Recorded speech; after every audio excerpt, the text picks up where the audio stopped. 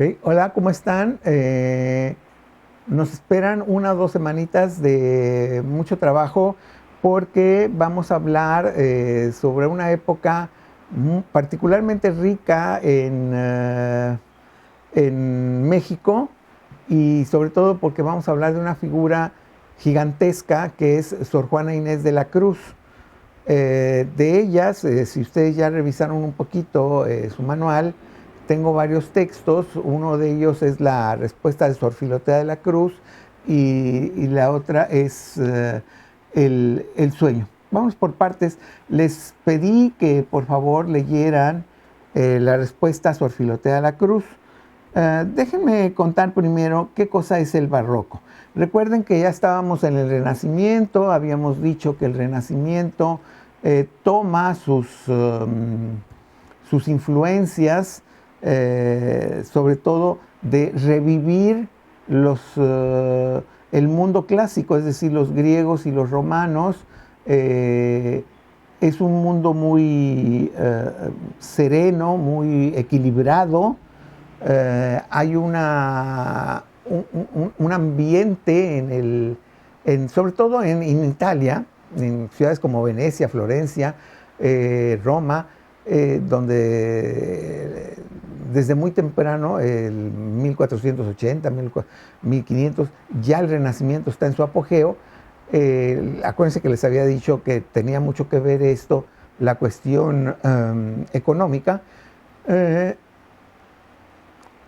Todo esto se aplica inmediatamente, por eso tenemos tantas pinturas, tantos retratos con figuras mitológicas, con retratos de personas comunes y corrientes, que en la Edad Media hubiera sido imposible por el férreo control que tenía la Iglesia Católica. Básicamente las obras artísticas que tenemos de ese periodo son de tipo religioso. Eventualmente por ahí tenemos el retrato de alguien, pero casi las personas no contaban, los seres humanos no contaban.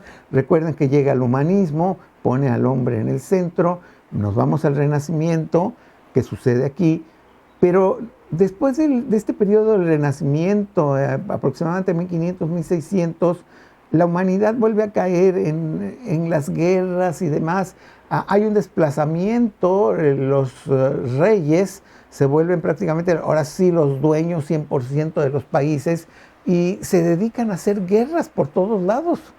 Guerras aquí, guerras allá, y si a eso le agregas que había las enfermedades y las hambrunas y todo lo demás, pues entonces como que no era un mundo muy bonito, mientras que en el Renacimiento no es que fuera muy bonito todo, pero había esta idea de una esperanza, de un futuro, que ya en el Barroco se vuelve oscuro.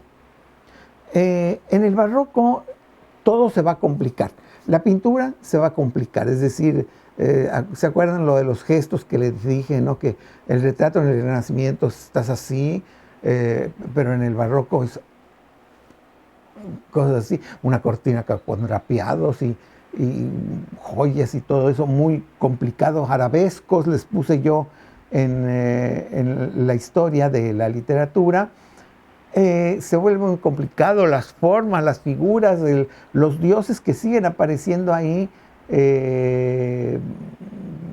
son curvilíneos y todo lo demás. Bueno, es a esta época a la que vamos a entrar, y es esta época en particular, más que el Renacimiento, que tuvo una enorme influencia aquí en México, o lo que se llamaba en aquel entonces la Nueva España. Mucho se ha discutido de por qué tuvo ese éxito el barroco, y hay muchas respuestas, desde que de alguna manera se apegaba al gusto de los indígenas, otro que el uso de la curva y del adorno estaba ya en parte de la forma de ser también del indígena, y el gusto del criollo también por este tipo de obras literarias o obras pictóricas, los edificios, ya todo se vuelve más complicado. Y aquí en México en particular, el barroco se da como en pocos países. Yo siempre lo he dicho que cuando se quiere estudiar, y no es mía la frase, cuando se quiere estudiar el barroco, si no se estudia el barroco de México, ese estudio está incompleto. Hay que estudiar el barroco de México, sobre todo en su arquitectura, para hacer un estudio completo. La pintura no tanto, pero la arquitectura sí. Y lo que son las tallas en madera, el por qué en Guatemala se hicieron estas extraordinarias esculturas, estofados que les llamaban luego, en madera. Yo tengo la fortuna de tener uno que no es de origen guatemalteco, es de origen mexicano, pero que es precioso. Cada vez son más raros porque cuesta mucho trabajo hacerlos y son caros. Pero habría que ver por qué se dio allá en Guatemala que la talla era extraordinaria. Se hacían también aquí en México, pero de los mejores que he visto yo, tienen su origen sobre todo en Guatemala. Bueno, es esta época en donde vamos a situar a Sor Juana Inés de la Cruz. Yo les pedí a ustedes que leyeran esta respuesta a Sor Filotea de la Cruz. Déjenme, voy a contar un poquito de la vida de Sor Juana. Sor Juana nace por ahí en una ranchería, creo que se llamaba Nepantla o algo así, cerca de Amecameca, en el Estado de México, en una familia que seguramente debió haber sido disfuncional. La mamá estaba divorciada, y algo extraño, ¿no? En ese entonces vivía ahí con su mamá y con el abuelo. El abuelo tenía una extraordinaria biblioteca, y ahí en la respuesta a Sor Filotea, Sor Juana cuenta cómo su mamá mandó a su hermana mayor, a la amiga, así se llama ahí en la carta, que así le decían a las personas que educaban, que estudiaban, que daban clases, que eran mujeres. Les recuerdo que las mujeres no eran aceptadas en los institutos. Aquellas que sabían escribir y leer, pues es porque alguien se los enseñaba, como estas amigas. Entonces la mamá de Sor Juana, que debió haber sido también una mujer que debió haber tenido un cierto nivel intelectual, porque de eso de mandar a la hija a que le enseñara a leer, nos dice Sor Juana que ella se pegaba con la hermana y le decía a la amiga que su mamá había ordenado que también a ella le dieran clases, cuando no era cierto. De todos modos, dice, yo aprendí a leer y escribir con la amiga, que así es un sinónimo de maestra, ¿no? Lo cuenta Sor Juana ahí en esta carta. Bueno, entonces ella aprendió a leer, y el abuelo tenía una regular biblioteca, que eso es también algo digno de subrayar, porque no todo el mundo tenía libros, eran extremadamente caros, y también no todo el mundo leía. La buena parte de la población era analfabeta. Sin embargo, en esta familia parece ser que todos leían y había una biblioteca, y en esa familia es donde nace Sor Juana, y ahí empieza a leer libros. Desde luego se avienta toda la biblioteca del abuelo, adquiere una educación poco común. Ella debió haber sido una mujer muy talentosa, de muchos conocimientos, y llega un momento en que se va a la Ciudad de México, y allá en la Ciudad de México empieza a llamar la atención de los poderosos, al grado de que los poderosos, el virrey o el duque de no sé qué, un día le invitan a palacio para que algunos hombres sabios la interroguen y le hagan hacer pasar como examen, y ella lo pasa airosamente, es decir, triunfa. Y desde entonces su fama es enorme, y desde luego la virreina tiene simpatía por ella. Y entonces esta simpatía que las virreinas van a tener por Sor Juana, sobre todo dos de las virreinas, va a ser fundamental para su obra.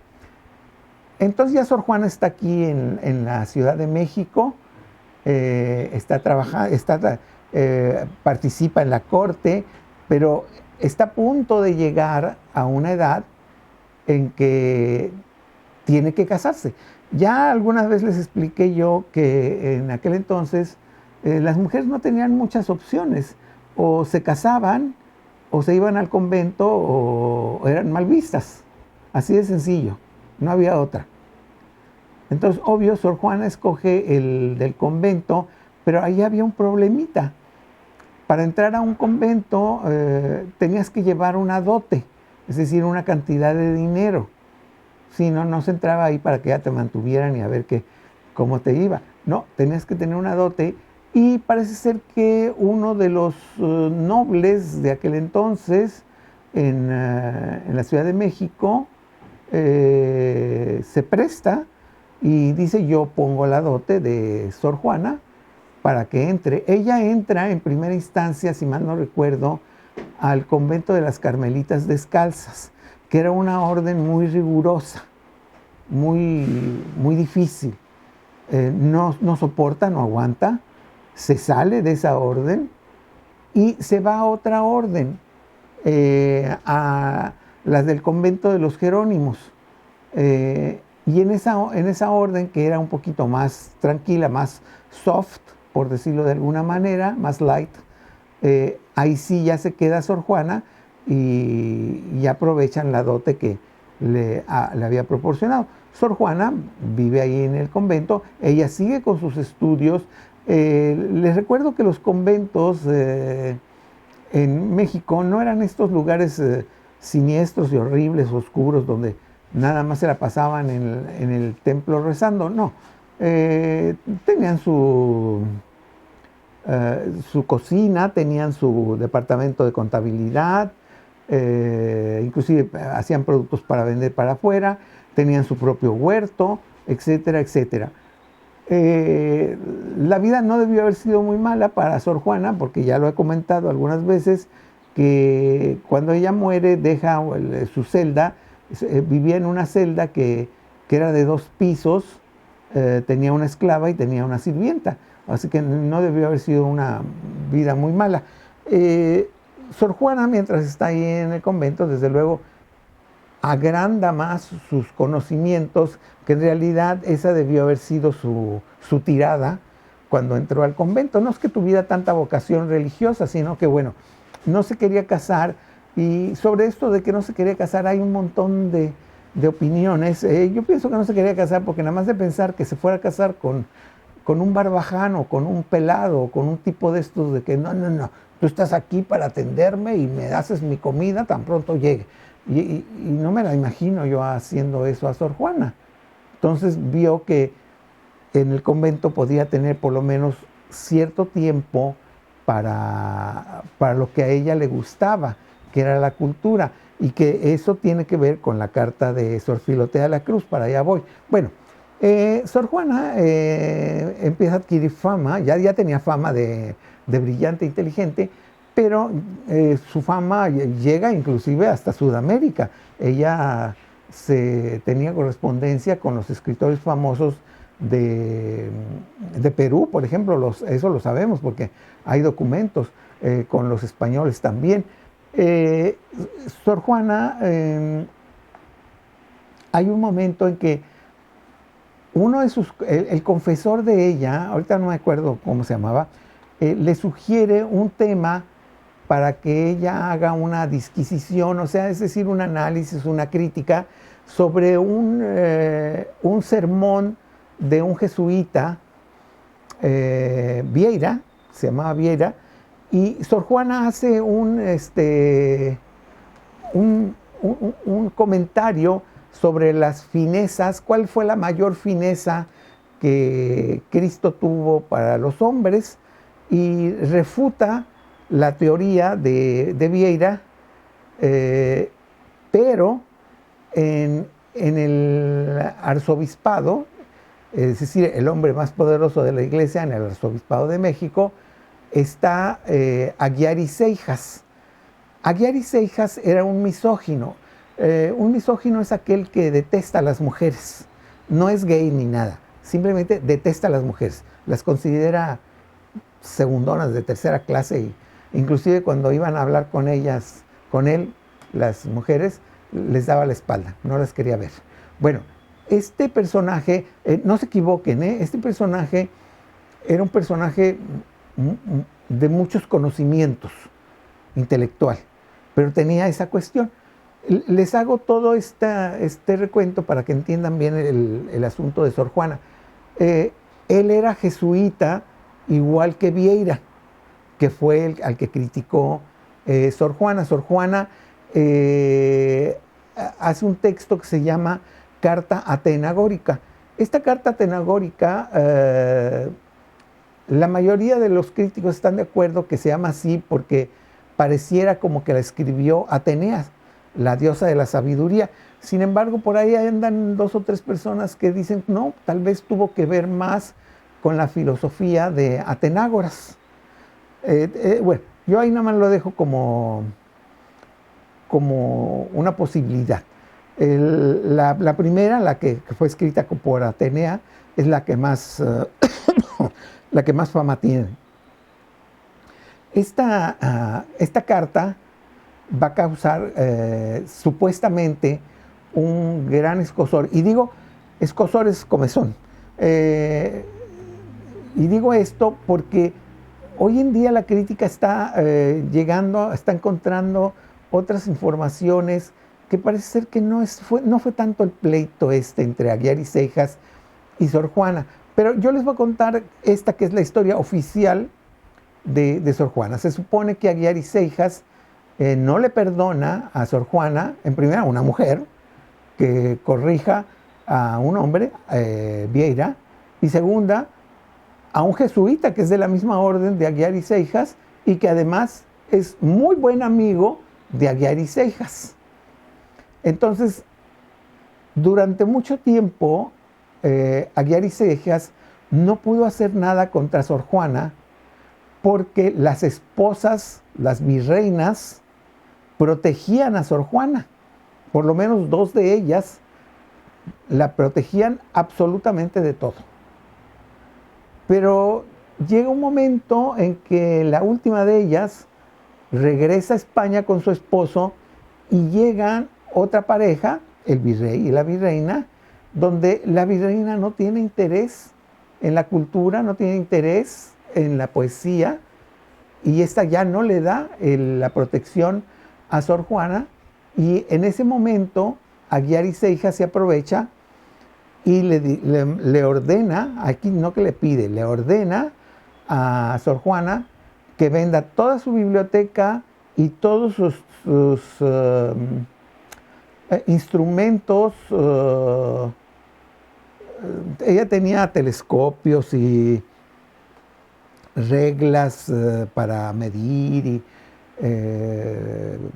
mapas, cosas así.